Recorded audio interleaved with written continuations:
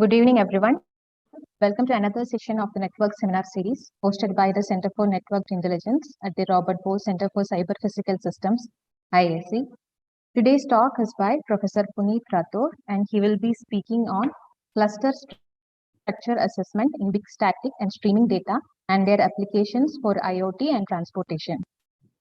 Professor Punit Rathore is currently an assistant professor at Indian Institute of Science, Bangalore, in Robert Bohr Center for Cyber Physical Systems, jointly with Center.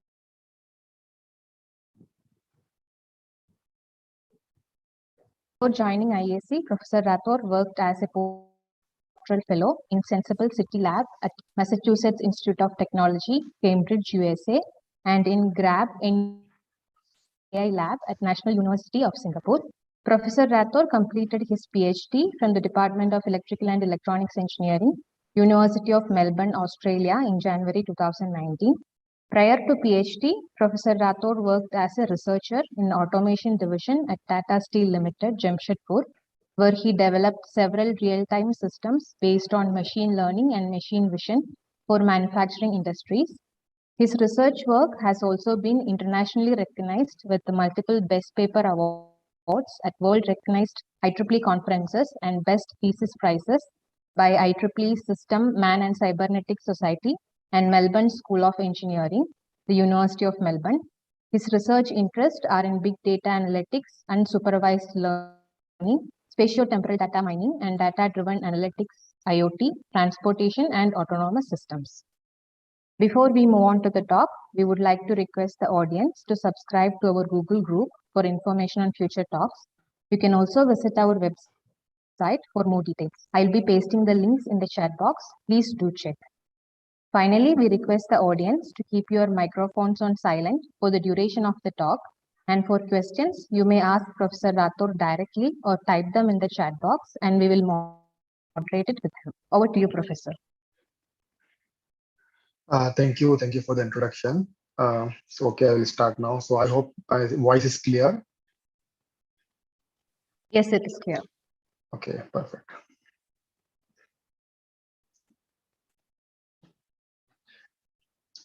Yeah. So as Anushri has already mentioned, like I'm a assistant professor, so I joined very recently, around 2 or 3 months back. So the work that I'll be discussing here will be mostly based on my PhD and postdoc work, which is basically on the cluster structure assessment in the static and the streaming data. And I'll discuss 2 applications. One is for the IoT and one for transportation.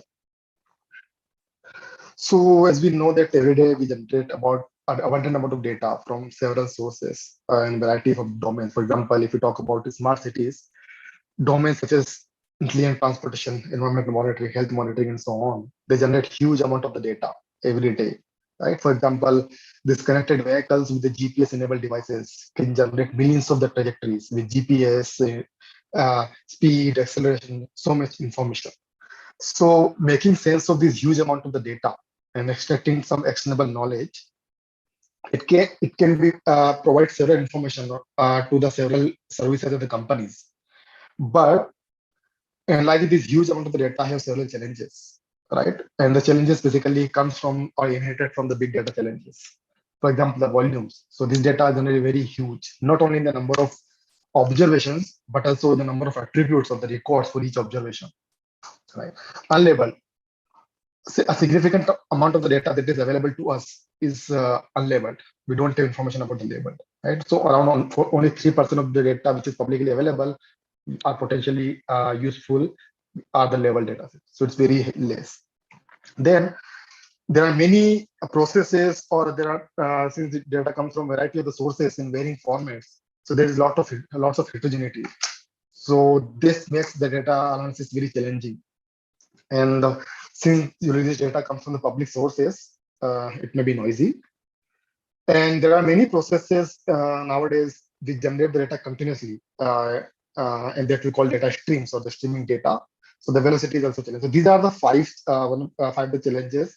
And the approaches to deal with this huge amount of the data generated from the sources should be able to address these 5 challenges, right? And that's what my research basically focuses on. So when we talk about the unsupervised or the data, the method for the unlabeled data, the most popular unsupervised technique is the cluster analysis, and that's what I worked on. So, but we talk about the cluster analysis. Basically, cluster analysis is nothing but it's kind of clustering where we want to find a group of the data points which are similar, right? We basically want to find a subset of the data points which are similar here, like the data points in each subset. So it has basically three main problems. So the first problem is the pre-clustering or the cluster assessment, and it basically tells us whether the data have any clusters or not. So, for example, if we have any data that comes to us, and we don't know about the number of patterns or the clusters in the data, right? We'd actually apply any clustering algorithm and it can give us any results. But we really don't know how many clusters are there actually, whether the data really have any clusters or not. That is still a problem, right? So, do the data have clusters or the patterns? And if yes, how many? Right? So, this problem is known as cluster assessment or the pre-clustering problem. The second problem, okay, now we know the number of clusters or we know that there are some patterns, but we want to extract those patterns or the clusters from the data, right? So which is known as clustering or the partitioning. That means to identify these interesting patterns from the data. We can use any, for example, suitable clustering algorithm, there are many. And the third is, so there are several clustering algorithms available, and each algorithm with different parameters or the initializations can give us different output or results. So we need to validate our results. We need to find whether we got what we wanted or not, or is there anything we didn't get it yet, right? So how can we validate our obtained patterns for the customers? So these are the three main problems in the clustering. And although there are a few algorithms or few techniques for each of these problems, for example, you can use the scatter plot or the elbow method to assess the number of clusters from the data. For example, there are many algorithms like k-means, db-scan, which are for clustering, and then there are also some measures which can basically compute the quality of the output clustering results. For example, Similarity index or the density index, but there are some limitations. So, for example, for the cluster assessment, these algorithms are not suitable for the big data, especially not for streaming data. There are few algorithms available for the clustering for the big data, but then, for example, mini batch k-means or the cure, but they generally compromise with the accuracy for the faster runtime, and also they require prior knowledge about the number of clusters. So they don't address the first problem of the clustering. And similarly, for the post-clustering, the validation, the computation of these measures, the Similarity index and the density index measure, is very like it's highly intractable for the big data because they have a square or the more than square complexity. So in my research work, basically I focus on these problems and develop the algorithm for each of these problems. So for example, for cluster assessment, I developed a scalable algorithm for cluster assessment, both for the static data, that means the data is stored in our disk, and then we are working on the data, or the data is coming as the streams in real time, right? For both. So, and I demonstrated this to estimate the number of clusters for the millions of trajectories as a demonstration with one of the applications that I will discuss today. And this work is considered as a state of the art for the high velocity streaming data for the cluster structure assessment. Then similarly for clustering, I developed scalable algorithm for static and the streaming data, and which is based on a smart sampling technique called intelligence sampling, specifically called Maximin random sampling that I also discuss now.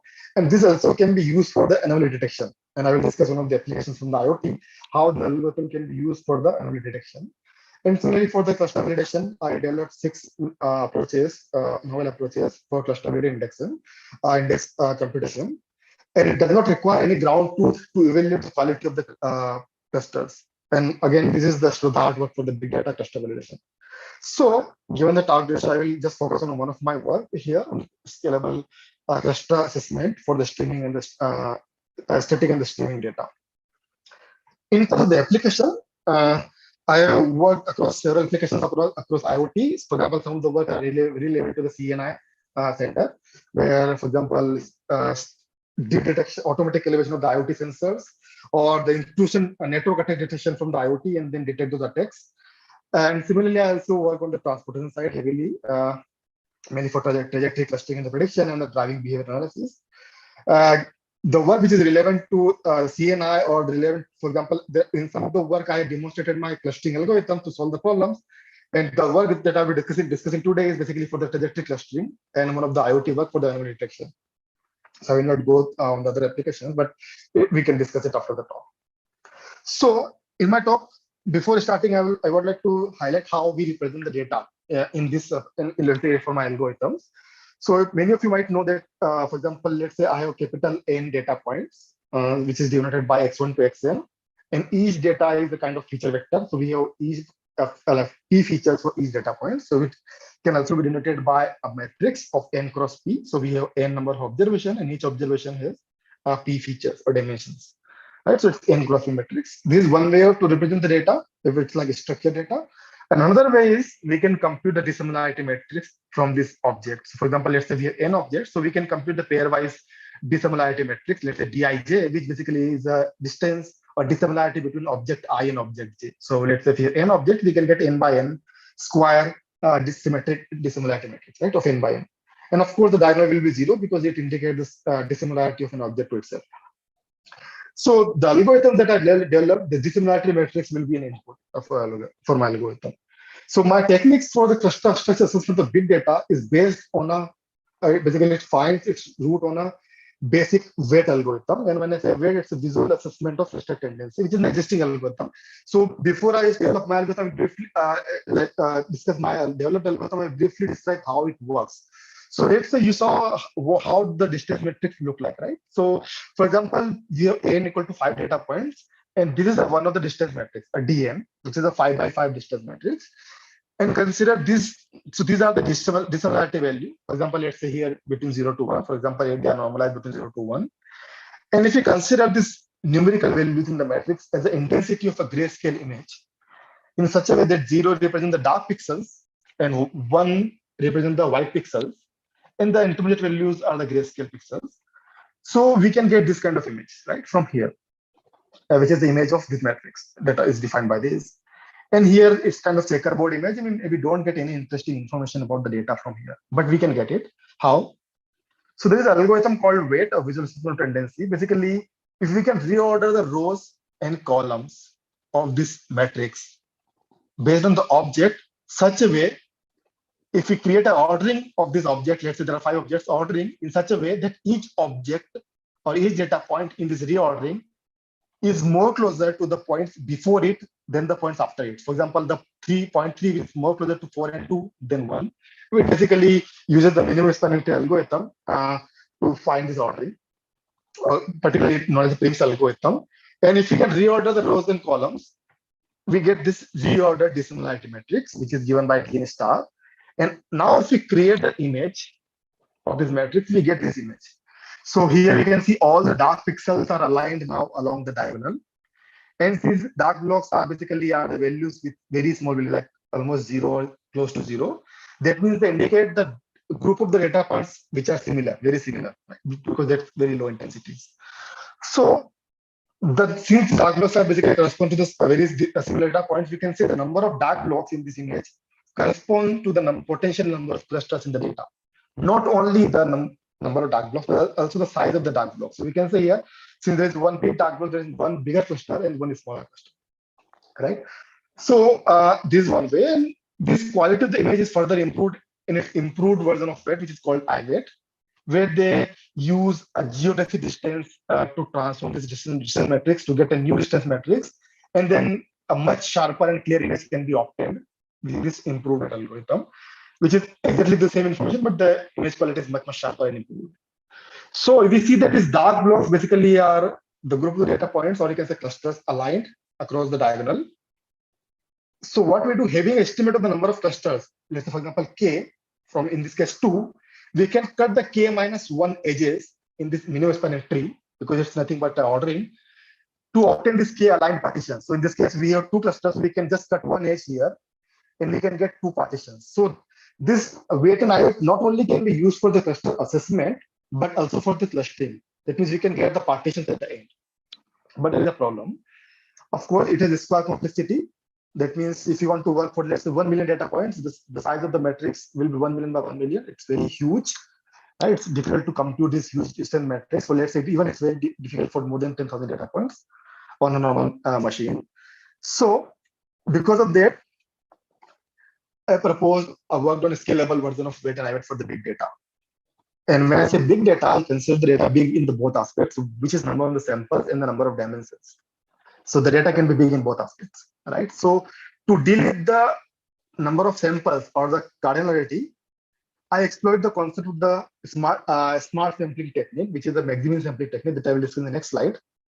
And to deal with the hard dimensions, I leverage this fast dimension reduction technique called random projection that I will also discuss in the next 2 slides.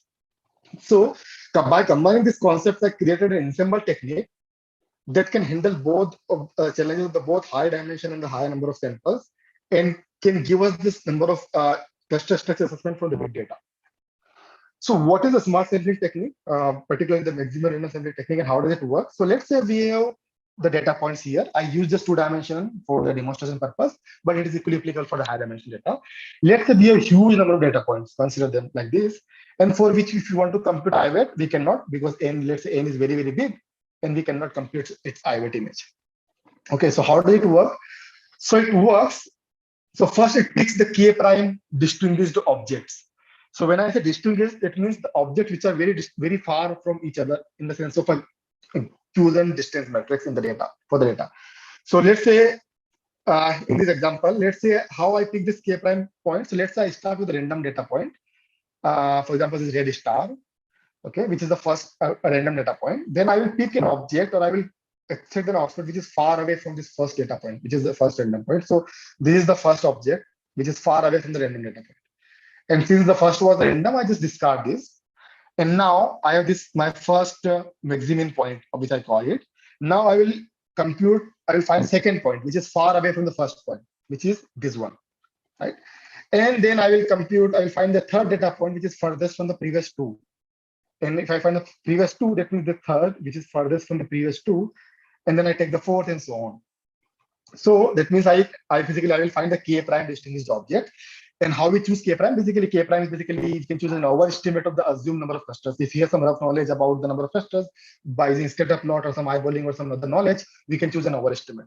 So there's a theorem that is proved like the proposition that if we choose k prime as an overestimate of the number of clusters, the sampling algorithm at least select one object from each cluster for the compact receptor data set. For example, you can say we have 4 clusters, it will select at least 1 star from each of these 4 clusters. Okay, so now we selected, let's say, these distinguished objects. That means we divided the whole data into these k prime groups. So we divide the whole data into the k prime groups. How can we divide? By assigning each data point to the nearest star or nearest distinguished object. So we can divide our whole data. Next, once the data is divided into the k prime groups, we can, let's say we want to build a sample of size small n, which is, for example, user input. We can extract the proportional number of data points from each partitions to create a size small n. And where we proportionally extend the data points, that means we will get a sample small n. And so it's a combination of the Maximin sampling and this now random sampling. This step, it is known as Maximin random sampling scheme. And these are the blue, let's say black star, which are the random samples from each partition. And so that gives us this small size sample. And I call it smart sample because compared to the random sampling, it requires much smaller sample size to actually represent the data distribution what is available in the original data points. And we have done we have proved it through numerical methods in our work. The idea is basically we can achieve the approximate same distribution of the data points from each cluster in our sample with much smaller sample size compared to the random distribution. And now we have this sample, let's say smart sample. We can apply our iVAT algorithm with small n, and it can tell us, okay, there are 4 clusters, between 4 dark blocks or 4 clusters, and the sizes, proportional sizes. Okay, so it is fine for the data which are in which it can deal with the number of samples, right? So for example, let me just demonstrate. For example, we have 5,000 data points. It's just synthetic data and in 2 dimensions. And the weight and iVAT can tell you there are 5 clusters. iVAT is much clear. It can tell you 5 dark blocks, 5 clusters. And with the 5,000 data points, but at the same time, the FensiVAT algorithm, which is my algorithm that I will discuss why I put this name, can tell the same information with just 500 samples. Similarly, let's say if we put the huge amount of data, for example, this 1 million data points, weight and iVAT cannot work, but it will FensiVAT can still tell there are 5 clusters. It's very simple case, right? Data points are very well separated. It's very artificial data set, right? And very well separated, and it's Gaussian 5 Gaussian mixtures. But will it work for the data points which are complex or which are overlapping clusters and which are real data sets, right? So we'll move to that point. So before moving, the second step, how we deal with the dimension. So for that purpose, there are many algorithms for dimension reduction, right? Principal component analysis, SVD, or projection. or manifold learning techniques, right? So they use some well-defined criteria to optimize or to reduce the dimension. For example, based on the variance or the stress function and so on. And they still take lots of time if you want to reduce the dimension for the big data. Compared to them, the random sampling, random projection is a very fast and simple method. We just transform a data from original space, or we can call it up space, or let's say from the dimension P to the lower space, or the we call down space in the dimension Q. So P is the actual dimension and Q is the reduced dimension. And it achieves it by multiplying a matrix by multiplying a random matrix T to your data that gives us the transform matrix Y in the lower dimension. Okay, then T is a random matrix, and the values are basically IIDs. So it gives, since the matrix is random, so it gives a probabilistic guarantee only that the distance, the pairwise distance between each data points will be preserved in the lower dimension, which is very well known as the JL lemma, which is the property of the JL lemma. And since it gives a probabilistic guarantee, it can be unstable. Sometimes it can give us very good distance preservation, and sometimes very bad. So it can be highly unstable. So what I do, I use the randomization in ensemble manner. That means I apply randomization multiple times. I get multiple representation of data in lower dimension, and I aggregate my results. And I combine this sampling scheme and the randomization in my algorithm. And how do I do it? For example, this is my algorithm. I call FensiVAT because it's a fast ensemble of scalable iVAT. So let's say I have a data in the original dimension X. We have capital N, which is the actual number of sample, and P is which is the high actual number of dimension. So both are big. So first I apply random projection, and after applying random projection, it will reduce the dimension and give me the downspace data set in the Q dimension. So here the number of samples are still same, but the number of dimension is reduced. Then I'll apply a smart sampling technique here to get the smart sample from the data, and that will give me small n samples, which is much smaller than capital N. And since now I need to apply multiple random projections, I cannot directly apply here because the size of the Q is very small. It can be unstable. So what I do, I lift my samples from downspace, this small samples to the downspace to the upspace, so that I can apply random projection multiple times and get multiple representation of this data. So in this data, where we have n samples in the P dimensions, original dimensions, I apply random projection, let's say Q times. So that will give me Q data points or Q samples in small dimension. And for each sample, I can compute this distance matrix, right? So I Q distance matrix. And of course, given that random projection can be unstable, some metrics will be of good quality and some will be of the bad quality. So we need to combine them together to make to get a smooth partition or to smooth the quality of the distance matrix. So I create an ensemble of this Q small n cross small n distance matrix using this averaging normalization and symmetrization method, and give me a distance matrix here. And then I apply iVAT here. It creates an iVAT image on a small distance matrix, which is n cross n. And this image can be used to estimate the number of clusters from the actual sample, smart sample. And the assumption is that since we can achieve the same representation of the data points in this sample, that means we will also have the estimated number of clusters in the original data point by just working on the small sample. And once you have this number of clusters, we can cluster the whole sample by cutting the k minus. Let's say we assume we estimate there are k clusters, we can cut the k minus 1 edges for the sample. That means we can cluster the sample. And since we have clustered the sample, what we can do, we know there are capital N minus small n, the data points which are not in the sample. We can label them based on the nearest data points in the sample, based on the nearest label assignment. Right? So this is how this algorithm works. Then I applied this on a real data sets, which are again big and high dimension. For example, US Census is a very popular data set where we have around more than 2.4 million data points in 68 dimensions. And it's a real data set. So we don't know how many clusters are there in this data. So I applied this algorithm, and it tells there are one big dark block. As you can see here, this is one big dark block and one smaller dark block. And within one smaller dark block, there are two tiny dark blocks. That means it suggests there are two clusters, or if you go much higher resolution, maybe three clusters, like 2 to 3 clusters.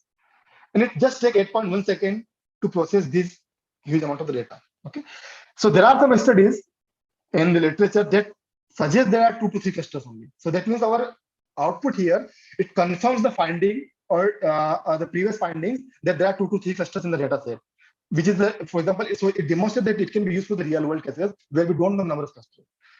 And we also applied this algorithm for several other data sets from the different domains. For example, there are image data set from the MNIST, which is a very popular image data set. There are the human activity time series data set for different human activities. There is a different network attacks data sets with the critical 99, which is very popular for the network attacks. So these are the ground truth, like we have this ground truth information. So we know how many clusters are there. And we found that for most of these data points, it just takes a few seconds. You can see the highest like 6 seconds for these theoretical data sets. So it can estimate the number of clusters in seconds for big data. And if we can partition the number of clusters, if we can partition this data in terms of clusters, it is much, much faster, 10 to 6,000 times faster than other state-of-the-art algorithms without sacrificing the accuracy. And the actual results, the quantity results is not discussed here, but if you are interested, you can just go through this paper because I will be focusing more on the streaming data now.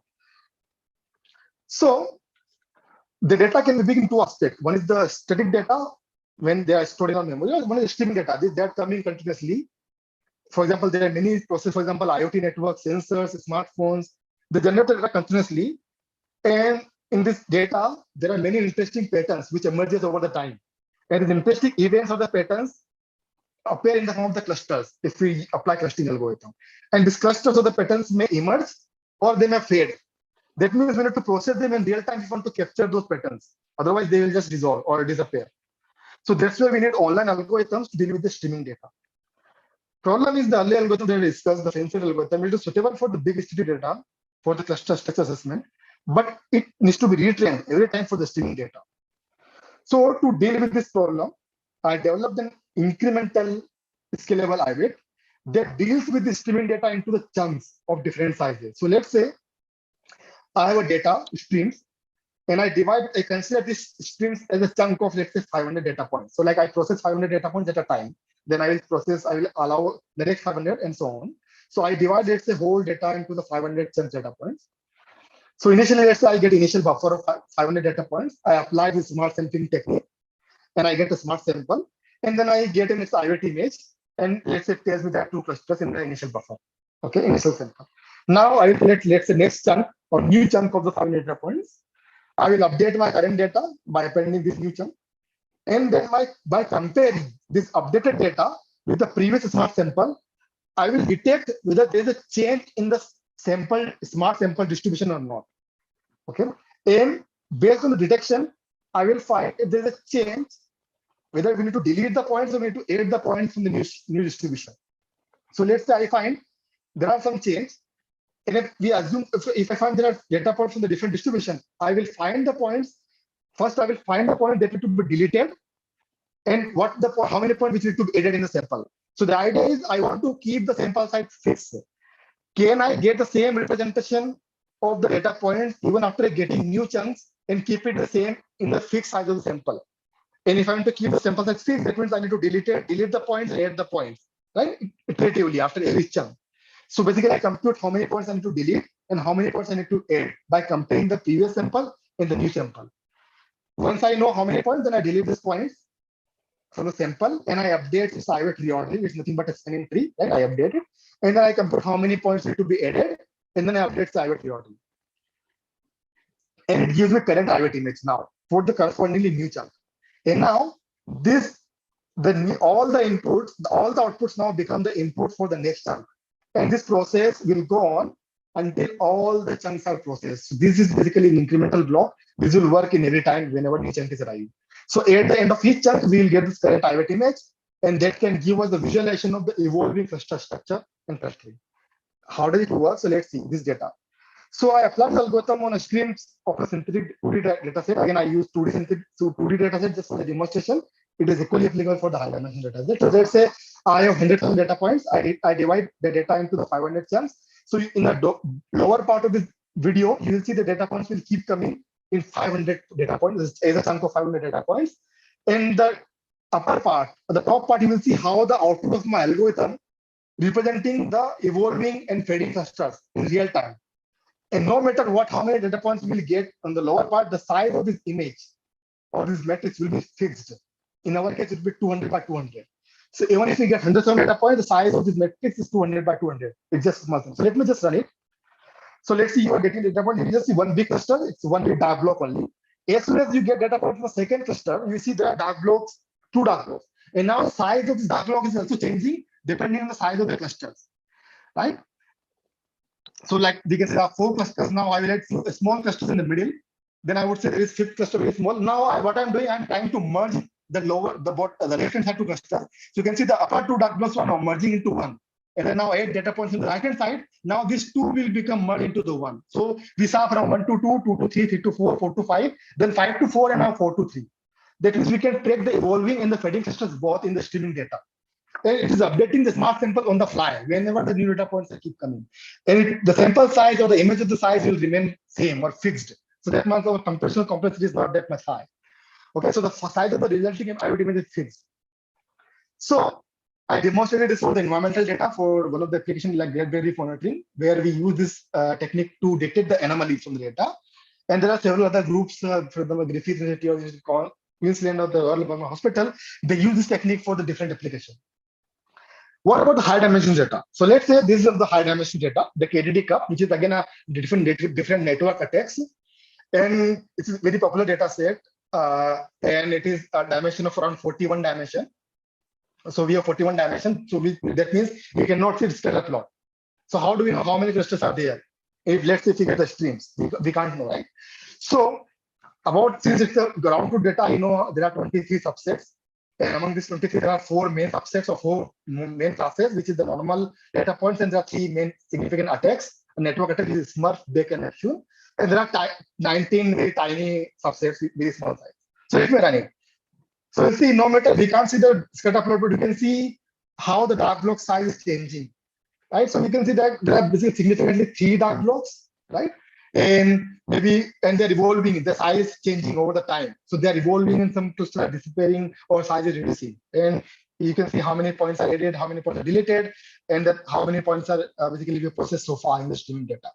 Okay. So here the different dark blocks basically represent the different types of network attacks. But how do we say which dark blocks is which attack here, right? We can't just say unsupervised approach. So how do we validate this? So what I do, since I ground truth, I use this information to validate this. So I know there are 4 main attacks in the data. So here, this figure basically shows the number of data points for each of these 4 main attacks after every chunk. And let's say these are the red one is the normal data points, and this green is the Smurf, and so on. And using my algorithm, it can also be used for the change point detection. So if you remember, I add the data points in the sample and I delete the data points from sample whenever there's a change in the sample distribution. So by recording how many points are added and how many points are deleted, I can track when there was a sudden change in the distribution, and that I can track the change detection. So based on that, I found that the significant change happened at 16th, 25th, 102nd, and it's up to 60th chunk. So I describe or I represent this chunk. I show this chunk as a vertical dashed line. You can see 1 to 6 dashed lines where there's so significant change points. So for example, here you see sudden change in the black red data points. Here you see sudden change in the green data points, so on. And when I take this image from my streaming images and I label them based on the color, you can see the size of this cluster. For example, the normal data points, this dark block is labeled as a normal data points with this red data point. Similarly, all the dark blocks are labeled with respect to the color of this particular network attack. And you can see initially the red dark block was very big. That means there are many data points on the normal data points. Then it is decreasing. The data points on the green cluster decreasing. So you can see initially the green was very small. Now sudden increase in the green, and you can see it's increasing. And at the end, you see the green is the highest one. So you can see the cluster at the last step, the green is the biggest dark block. So you can track how these clusters are evolving and disappearing over the data point. So it can be used even for the high dimensional data. Okay. So this was the purpose to track the evolving cluster structure, but it can also be used for the anomaly detection in the streaming data. So what are the anomalies in terms of the clustering? So anomaly is nothing but a kind of, you can say, a group of data points which are far away from the main clusters or the main data points or the normal data points, and which are the data points are very small in this cluster, in this abnormal data point. For example, here we can call it abnormal if it is very far away from the remaining data points, and the number of data points in this group is much smaller than compared to the normal data. But how do we define which are the normal in the sense of the clustering? So of course we are considering 2 aspects. One is the distance, and second is the number of data points. So in proposed algorithm, we choose to adopt a threshold. We can compute this adaptively from the data. alpha and beta. So the alpha basically controls the distance, like how much distance we should consider to tail a particular cluster as the anomalous cluster. And this D is basically MST, minimum planetary cut magnitudes. It's one of the output of our red algorithms. And the second is the number of data points. How many points should be in a cluster so that we can define as the normal data points? So this can be adaptive, and how we can compute it adaptively is basically given in this paper. I will not go into much detail how we can adaptively compute this issue. So it can be used for the anomaly detection. One of the IoT application is basically for the gradual monitoring. So in my lab, there was a data which was collected, which was like from our own labs deployment, the IoT deployment for collecting this graded reef monitoring data. They deployed multiple IoT network sensors near to graded reef, and they captured data. And there was some cyclone in March 2009. So I had the data, I applied my algorithm, the data is a hint site, and assuming I don't know any information about this cyclone and everything, I applied my algorithm, and I was able to find a very small, tiny dark block in this image. And in the hint site, it says that this, when I verified this tiny dark blocks with the validated with the data, it corresponds to the sudden change in the variation in these environmental parameters like the pressure and the temperature. And this occurred because of the unusual weather pattern variation due to the Hermes cyclone. That means it can be used to detect the real-time events from the streaming data, even for the IoT data set. So it was one of the use case of the application for the IoT. Another use case for the intelligent transportation. So I demonstrate for the transportation application. So in transportation, there are many problems that you want to solve. So one is the trajectory clustering. Let's say if there are huge amount of the trajectory data, let's say millions of taxis. For example, Bangalore, there are many taxis that are going, and you want to find some interesting mobility patterns or the insights about this data. These insights we can get from the clustering algorithm. Like we can get a different interesting mobility behavior in terms of the clusters, right? So that's what trajectory clustering algorithm is important. Or if we can compute the anomalies from the clusters, from this trajectory cluster, it can tell us about the suspicious trajectories or suspicious activities of these taxis, right? Kind of anomalies from the data. One of the application. The other application, trajectory prediction. Okay, given some partial taxi locations, can I predict where the taxi will go in the future? Like maybe after 1 hour, what will be the destination? It's kind of trajectory prediction. So I base both algorithms are based on my own like proposed big data clustering algorithm, and for prediction I use it with the Markov models. So if we can predict where the taxi will go, we can predict the traffic flow, right? And we can manage the traffic in advance. It can help us to manage the traffic as well, right? So these are the two of the applications. I will briefly discuss how does it work in these applications. So how do we describe the trajectories? First thing. So trajectory is nothing but a sequence of the GPS coordinates. Let's say I define a trajectory as a road network, as a directed graph. Let's say V and E. V is all the nodes of a road network, which is the intersection of the road network, and edges is basically a road segment connecting this road network. So let's say this is one of the trajectories. So we can define as a trajectory.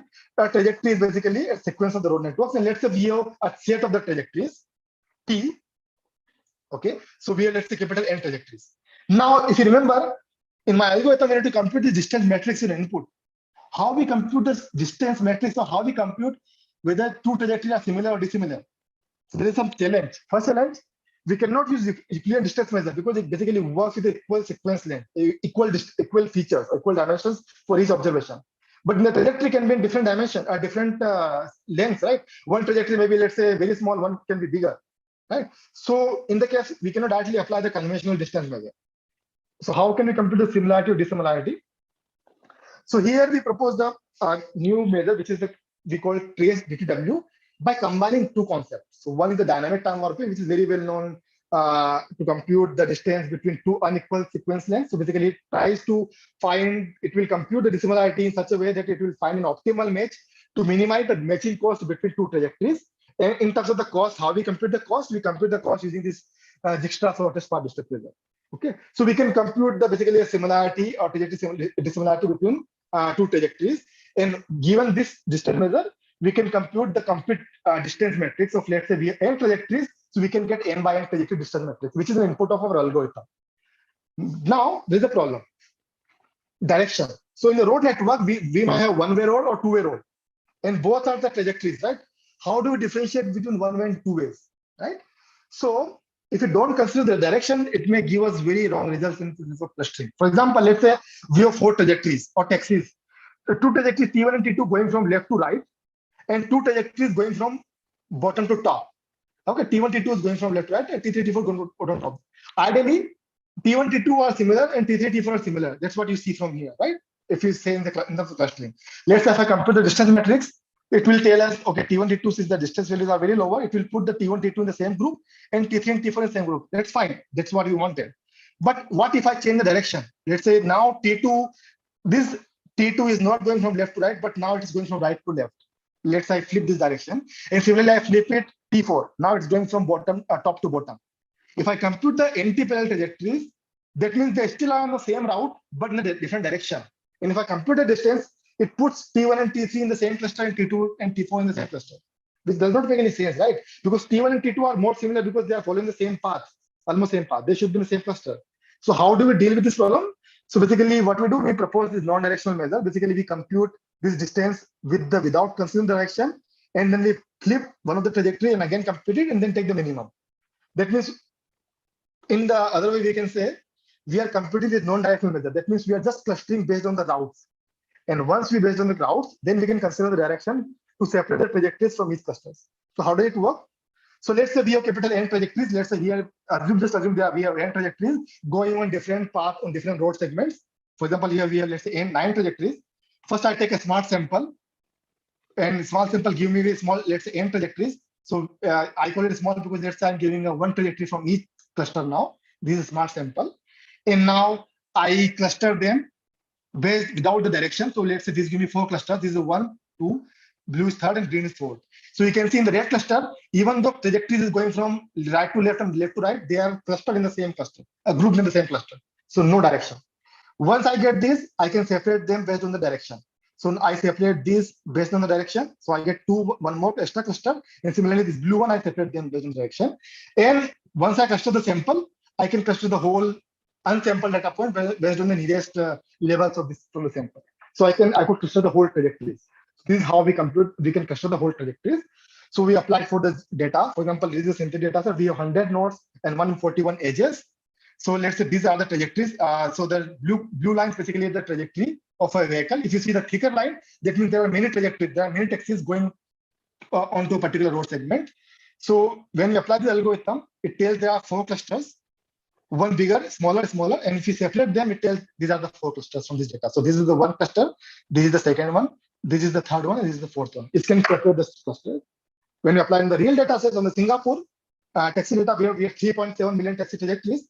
We found these are the 7 main clusters. So these are the non-directional. That means direction is not considered here.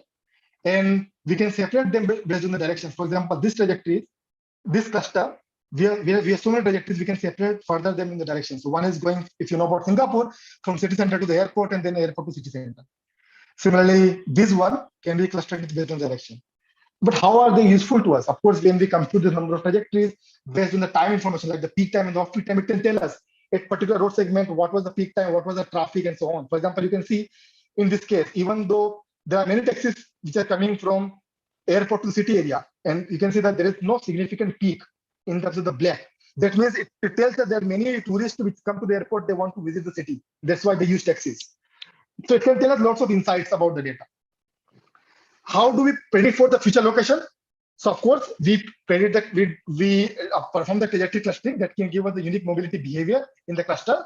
And then we can model this cluster's behavior using Markov models. So basically, let's say we have K clusters, we can train K Markov models. So what is the Markov model? It's nothing but a state transition probability. So now we know, let's say taxis going from node A to B, node B to C in this cluster. So we can compute the frequencies, how many taxis are going from A to B. And based on these frequencies, we can compute the probabilities, and we can compute this whole Markov model for each of these clusters. And once you trained it, given some partial trajectory, let's say I know some of the taxis going from here to here, I want to compute the future. What I will do, I will just consider the current location and the previous location of the taxis. Based on this location, I will find which is the best Markov model, best magic cluster, or the best Markov model. And then based on Markov model, I will choose what is the next step based on the highest probability. And I can predict the next step. So let's say this is the next step. And then this red one becomes the current, and the previous, the other ones become the previous, and then I compute the next one. So I do it iteratively for the each next location prediction. So this can be used for the both short-term and the long-term prediction. And basically the performance for the real-time prediction is like 0.06 seconds per location. That means in 0.06 seconds, I can predict what is the next location. That means it can be used for the real time. The other comparison with the other methods and the performance for the long term, it's not, I will not discuss here, but if you are interested, you can go through this paper and how does it perform for the long term prediction. So yeah, so overall, the significance and impact. So these are the algorithms which are like, I work on these algorithms, like scalable customization algorithm, which are scalable, much faster. They do not compromise the accuracy, and they do not have any sensitivity tuning parameters. That means it can generalize well for different applications. And that was the reason I could apply for different applications. For example, transportation IoT, even also applied for healthcare and digital markets that I did not discuss here. But there are several applications that can be explored that I have been already explored for these algorithms. So yeah, this is the end of my talk, and I would be happy to take any questions now. Thank you.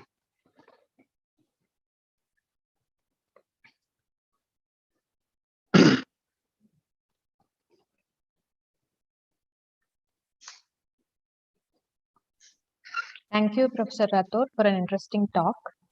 Are there any questions now?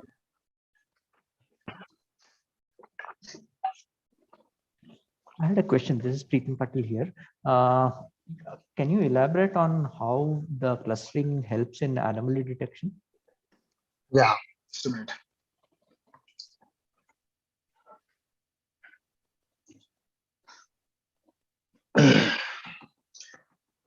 So if you see, I mentioned that the size of the dark blobs in this cluster basically correspond to the size of the clusters, right?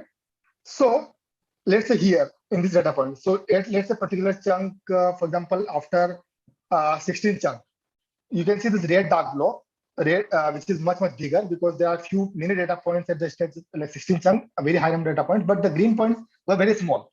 So you can see very small tiny dark block here. So can we call it anomaly? Because anomaly is what?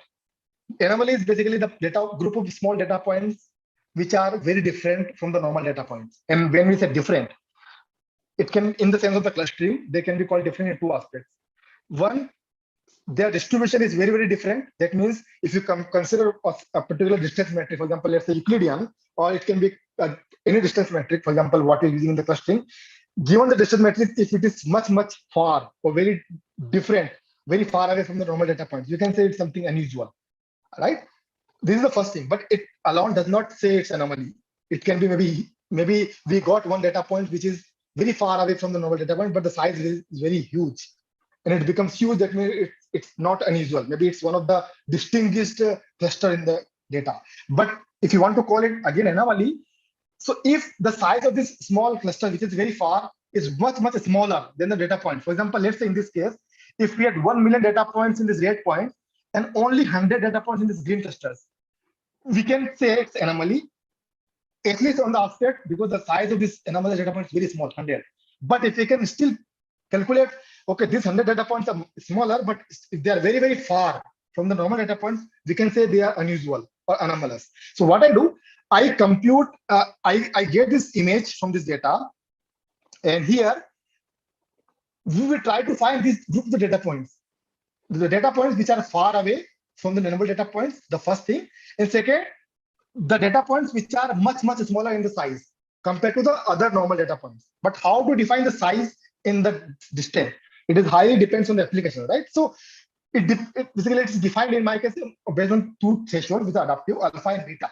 So alpha says if I can compute the distance of each data point, let's say this is the distance of each data point, and let's say I clustered them using my algorithm, I would say these data points are not very far from each other, but suddenly if you see distance, let's say this red one is very significant different from any of these data points. So there is sudden huge jump in the distance suddenly, right? So you can see whenever there is a sudden change or whether there is a distance metric which is much higher than the normal average distance in our between each data points, that can be one thing to call this anomaly. But not only that, if let's say based on the distance, I can find a set of the clusters which are far away from each other. But I cannot call all the sets as anomalous. So the second thing, among all the sets filtered from the first step, I would calculate how many points are in each of the subsets. So let's say this is the parameter beta, and I see let's say 1%. That means let's say compared to the all data points, if less than 1% data points are belong to the particular clusters which are filtered, I will call them as anomaly. Okay, so these are basically a group of data points which are much smaller and much further from the normal data points, and it can be derived based on these two sets, alpha and beta, and that can be also adaptively calculated for given data points. So does the random sampling interfere with the ability to detect anomalies? Random sampling. So this is given any data point. So it's not about the sampling scheme. So let's say given any, let's say you don't apply any sampling scheme. Just forget about sampling. It's just a data. Okay, it's original data. Even with the original data, if you just want to say anomalous or non-anomalous, right, or the normal data points, you can directly say it, right, without sampling. So you can say, okay, a group of data points here. Let's say it's a small two-dimension data point. Okay, let's two-dimension. You can visually say, right? Because for example, here these are the data points which are far away and much smaller. But in the high dimension, you don't know, right? In the high dimension, whether they are small. So that way, our algorithm, it gives us the output in terms of this image, like this image, right? Or let's say this image. And now the size of the dark blocks in this image tells us the proportional size of the cluster. So let's say this, it says there are 3 clusters. One is the bigger red one is smaller. There is 2 smaller, like the purple and the blue one. This is purple and blue one, but I cannot call them anomaly. Why? Because there are still huge data points, right? Because even if you see the size is increasing, but at a certain extent or certain time, for example, let's say after 16 chunk, I can call this a green data point as anomaly because the size of this green cluster is much smaller than compared to the red one. But this anomaly after 25 chunk, it is now more of anomaly because now we have more data points in the green ones. So that means it does not fulfill the criteria, the 2 different criteria. Talk about random sampling. Of course, when we want the random sampling and the smart sampling only helping me here to deal with this computational complexity. So if we apply random sampling, of course, I cannot get the small sample size, and maybe I would not able to capture the whole variability or the complete distribution of my original data point in a very small size sample or small size image. That's where the smart sampling is coming into the picture.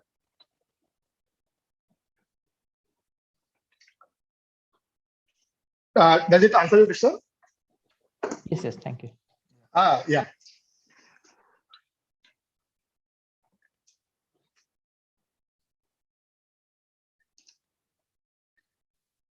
Are there any other questions?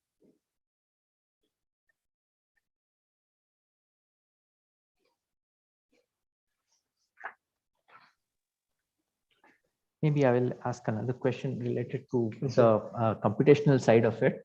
So if the data is truly large and if you cannot fit the data sets and the computation in one node, if you have to split it over multiple nodes, does this clustering also offer some hints on how to partition the data as well as the pipeline? Yeah, so of course there are 2 limitations. Thank you for raising this point. The first is the static work that I presented, that is limited by the available memory and the processing power on the disk. For example, let's say if we can have millions of data points on the disk, it will allow, in the processing power, it will deal. Of course, it will be faster, but it will deal. But let's say huge amount of data, I cannot even store them, and I want to extract, it won't work. So that's why our current work is working on this problem to make it distributed or like kind of parallel processing. If we can multiply, if we can divide the whole data into the multiple chunks or the batches, and if we can do the batch processing in the parallel process, that is one of the research areas which we are currently working. The second way to deal with this data is the streaming. Just consider the stream. Just take a few data points at a time and process it further. But again, there's one limitation. That is, if you see my algorithm here, let me go back to this streaming algorithm here. Here, if you see in this step 3, I'm updating the data after every chunk. That means currently the limitation of this algorithm, even though it can handle streaming data, it is updating the data after every chunk. That means it will take the previous data points from a smart sample and update the new data points. So over the time, the smart sample is fixed, but the data points chunk size is increasing. So the one limitation is the size is still increasing. So given the time processing storage on my machine, it can handle lots of data points, or even it can use some forgetting factor, like we can discard all the previous data points, but it is still limited by the processing storage power on our disk. So what we are doing currently here, we are trying to keep this same, the data points is still fixed. For example, let's say I take this 500 initial chunks, I extract the 200 smart sample. Let's say then I take 200, then I extract the 500 new chunks. So 200 plus 500, 700 data points. Can I just use 700 and again extract 200 smart sample? And then I use this 200 with the next 500. That means the size of the sample will be fixed 700, and size of the data is also fixed. Sample will fix 200, and size of the data is also fixed 700. So this is currently the work which is ongoing. Can we make it? Can we fix the data size as well?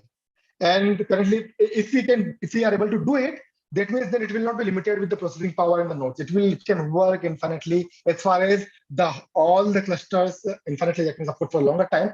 As far as all the clusters in this image can become one tiny singleton dark block. For example, let's say the size of the sample is 200. So if we have 200 unique clusters, it can tell us about the number of clusters. But of course, if you have more than 200 clusters, then we need to increase the size of this smart sample to actually represent the complete distribution.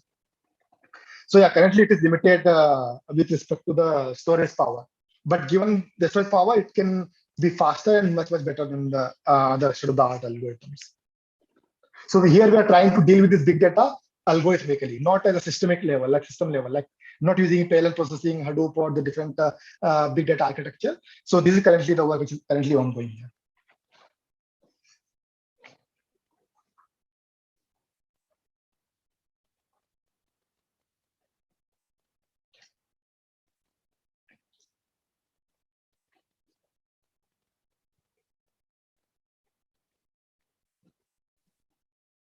If there are no more questions, let's end the session. Once again, let's thank Professor Rathore for an informative talk. As discussed before, we would like to remind the audience to subscribe to our Google Groups, which is the mailing list for information on future talks. You can also visit our website for more details. The links have already been pasted in the chat box. The link to the recorded video will be also posted on the web page. Thank you and have a great evening.